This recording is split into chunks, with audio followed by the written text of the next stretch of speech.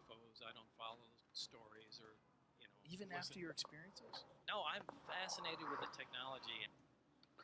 What's up, guys? So, this is the Egyptian Accuser, and today we're going to talk about Joe Rogan's latest podcast. Sorry, getting high. Joe Rogan's latest podcast with physicist Bob Lazar. So, Bob Lazar worked on a project in the area of Area 51. He was in the vicinity of Area 51, but he probably was like a base or two over, something like that, or he said a mile away.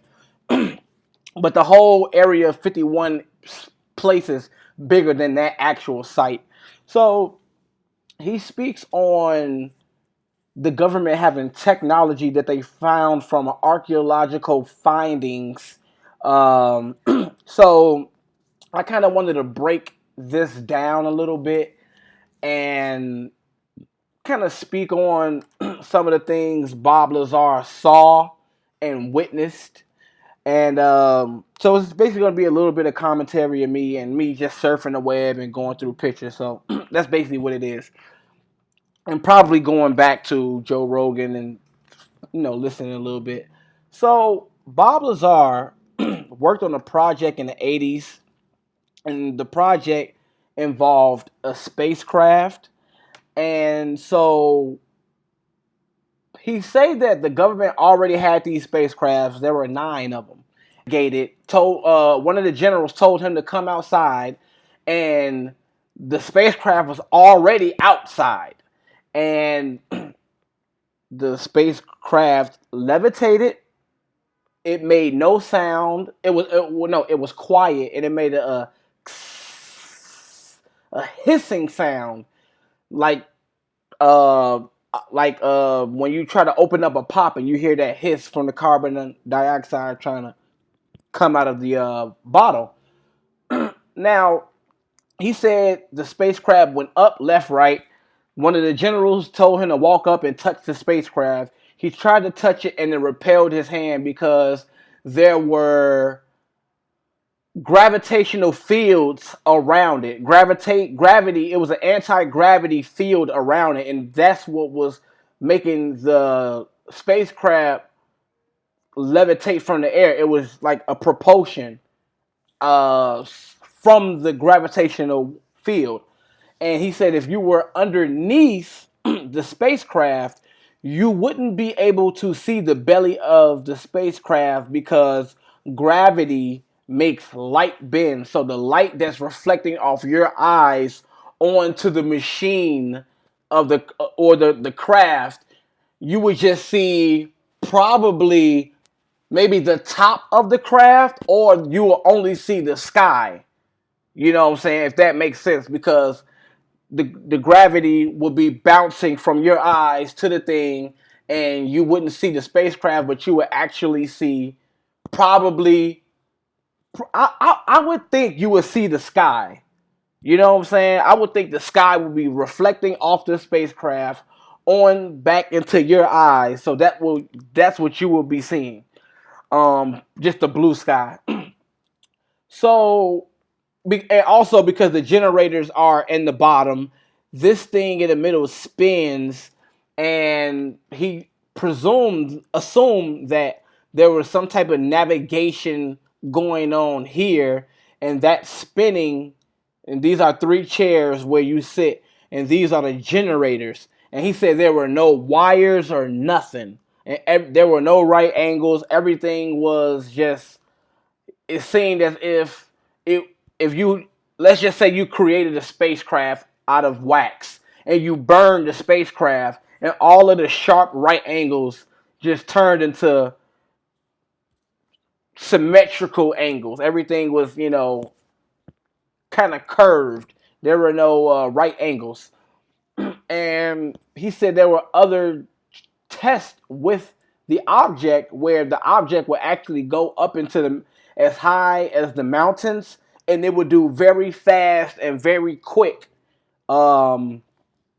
motions.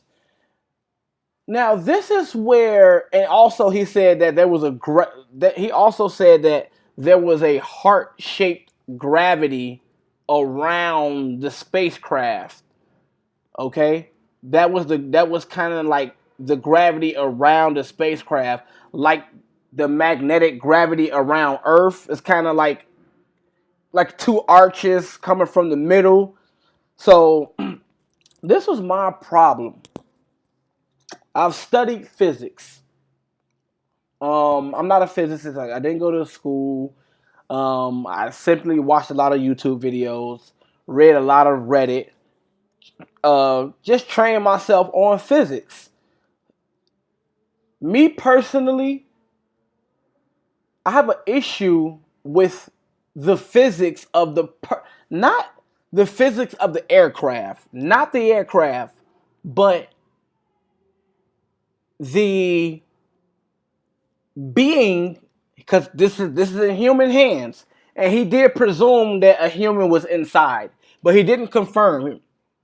Um, my understanding of general relativity and speed and comprehending your speed.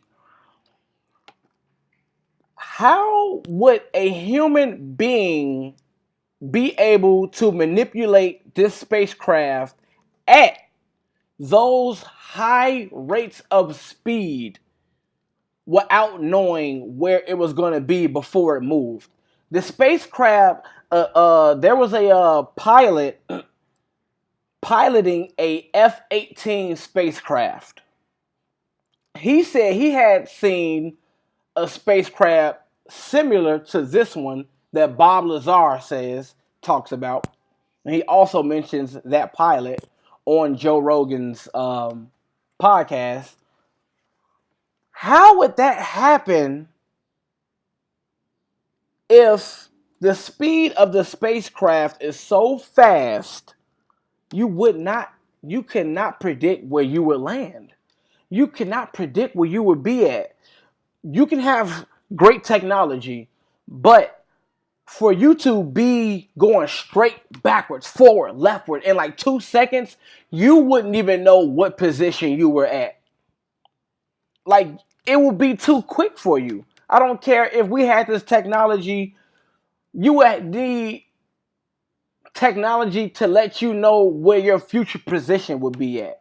If you guys understand what I'm trying to convey to you.